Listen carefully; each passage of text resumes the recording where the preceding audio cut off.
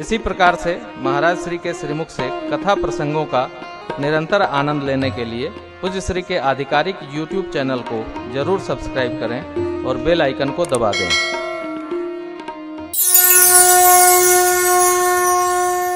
श्री सालासर हनुमान जी के पावन सानिध्य में श्री राम कथा हम आप गायन कर रहे हैं।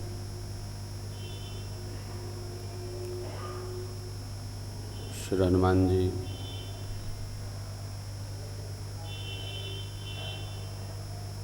भगवान की भी संकट मोचन है। मनुष्य के तो क्या, भगवान भी जब धरा पर आते हैं तो भगवान का भी संकट श्री हनुमान जी ही मोचते हैं। इसलिए पूज्यपाद गोस्वामी जी ने 8 छंदों में हनुमान अष्टक लिखा। बाल समय रविभक्ष लियो तब तीनहु लोक भयो मधियारो ताहि सो त्रास भयो जग को यह संकट काहु सो जा तन टारो देव नयान करी विनती तब छाड़ दियो रवि कष्ट निवारो को नहीं जानत है जग में कपि संकट मोचन नाम त्या। अभी लखनऊ में हम लोग आ रहे थे। श्री हनुमान जी अष्ट सिद्धि नवनिधि के दाता हैं। ये कल की कथा में हम स्मरण करेंगे। श्री हनुमान जी अष्ट सिद्धि नवनिधि के दाता हैं। वस्तुतः इसके मालिक सिद्धियों के गणपति भगवान है। रिद्धि सिद्धि इनका परिवार है, परंतु प्रदाता श्री हनुमान जी महाराज अष्ट सिद्धि नवनिधि के दाता असबर दीन जानकी माता।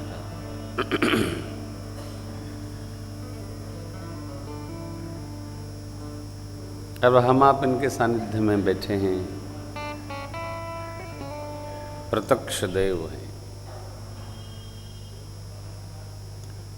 पुराणों में बहुत स्थान पर वर्णन है, महाभारत में विशेष वर्णन है। पुराणों में श्री हनुमान जी का बहुत विस्तार स्वरूप वर्णन नहीं,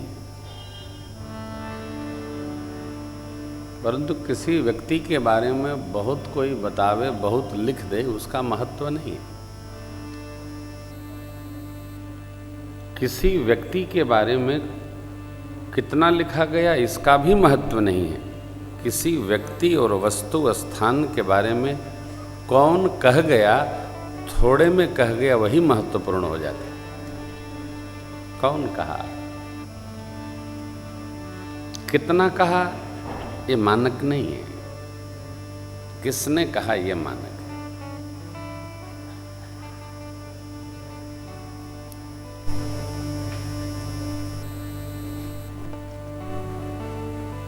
गीता जी के महिमा में लिखा है, सभी उपनिषद गाय हैं, सर्वोपनिषदो गावो। अहीर कौन है? दोग्धा गोपाल नंदन। दोहने वाले सभी उपनिषद रूपी गौ माताओं को दोहने वाले साक्षात भगवान श्री कृष्ण हैं। बछड़ा कौन है? तो अर्जुन जी हैं। पार्थो वत्स सुधीर भोक्ता।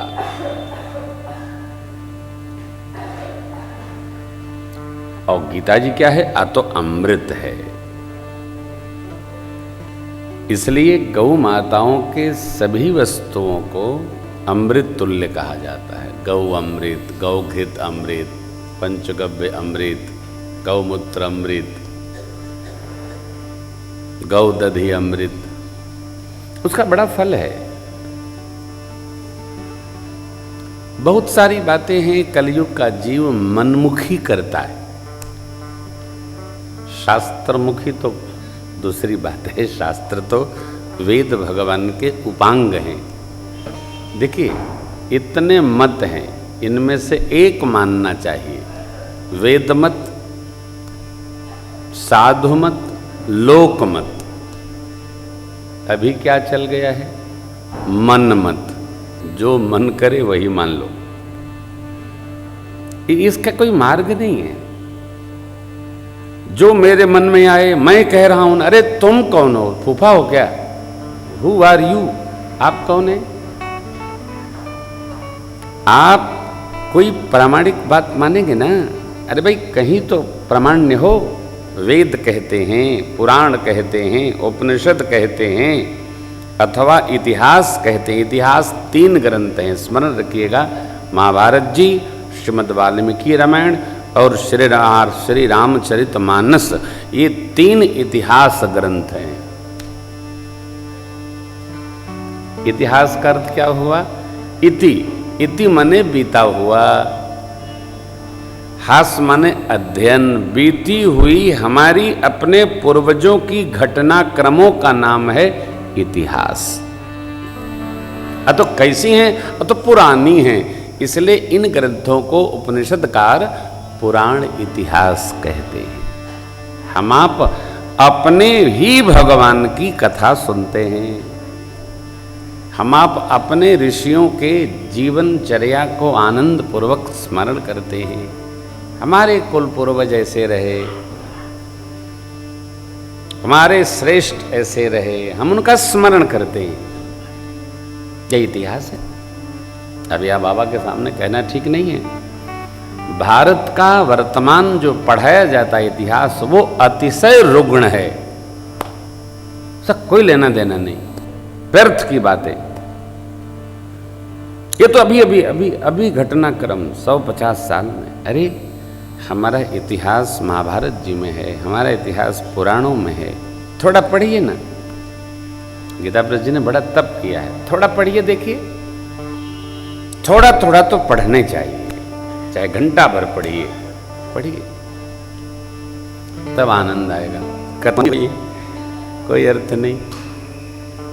मनमुखी बात न मानी जाए, शास्त्र मुखी बात मानी जाए, संत मुखी बात मानी जाए, पौराण उन्मुखी बात मानी जाए, जिसका कुछ प्रमाण है। इसको कहते हैं ब्रह्म यज्ञ। 5 यज्ञ है। देव यज्ञ, पितृयज्ञ, अतिथि यज्ञ, ब्रह्म यज्ञ और भूत यज्ञ। ये 5 यज्ञ है। ये कहाँ लिखा है? तो शास्त्र में लिखा है, पुराण में लिखा है। 5 में से एक यज्ञ करना चाहिए, एक एकदम निष्ठापूर्वक पालन करना चाहिए। हम अब कथा सुन रहे हैं, इसका नाम है ब्रह्म यज्ञ। सदग्रंथ खरीद लिया और बांट दिया, इसका नाम है ब्रह्म यज्ञ। पुस्तक विद्यार्थियों को बांट दिया, इसका नाम है ब्रह्म यज्ञ। हमारे द्वार कोई आ गया, उनको खिला पिलाकर विदा किया, इसका नाम है अतिथि यज्ञ। नित्य 20 मिनट ही सही भगवान की पूजा, देवताओं की पूजा, इसका नाम है देव यज्ञ।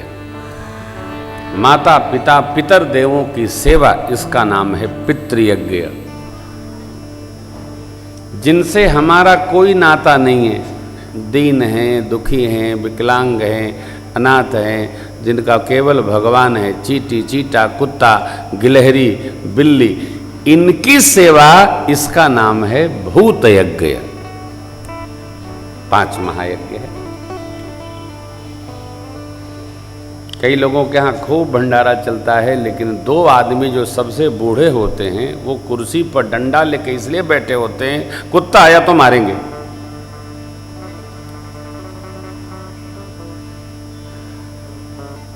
उनके जी में यही काम है, डंडा लेके बैठ जाएंगे, कुत्ता न घुसना चाहिए। अरे भाई, हो सकता है तुम्हारे पितर कुत्ता बन के आ रहे हो सकता है आप भी जन्म लो तो आपका भी जन्म वैसा हो जाए। ये नहीं, भंडारे का अर्थ यह है कि दरवाजा खोल दो, जो आए जब तक आए तब तक पाए, अथवा भंडारा चलाओ नहीं। दरिद्रता पूर्वक कोई भंडारा सेवा कदापि नहीं करनी चाहिए। क्यों? तुम थोड़े कर रहे हो भैया, ये तो करते हैं मेरे राघव, अब तेरा नाम हो रहा।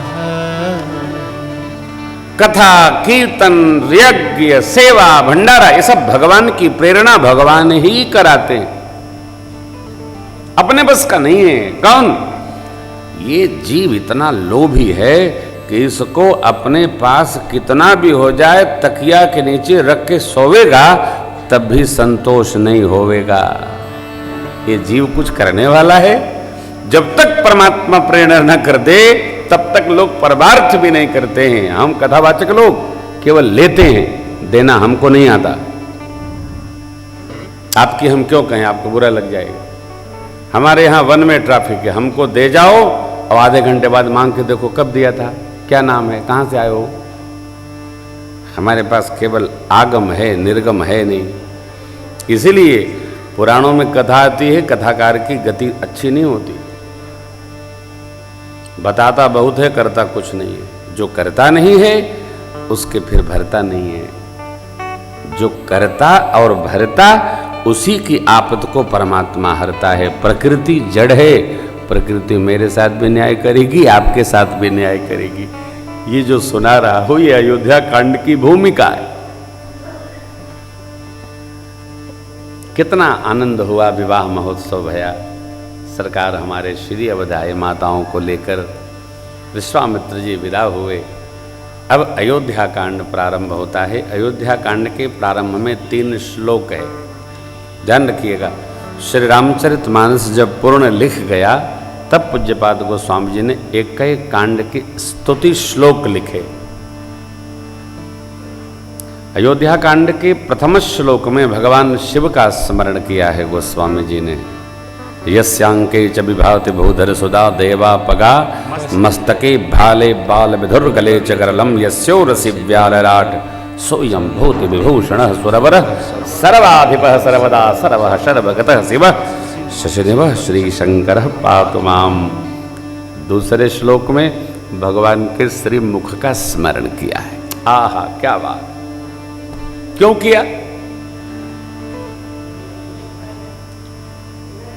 ज्ञान उसको कहते हैं जिसको बहुत हर्ष आवे तो दिखे ना, अब बहुत दुख आ जाए तो प्रगटे ना। ये बड़ा कठिन है, सरल नहीं। सामान्य मनुष्य का हर्ष तो नाचने लगता है और दुख में वो सिर पीट के रोने लगता है। क्यों? ये जीव विकारी है। हम आप सत रज तम काम क्रोध मद मोह लोभ मत्सर, सब ऐसा कोई नहीं है जिसमें ये 5 तत्व नहीं है, 3 गुण नहीं है और 6 विकार नहीं है।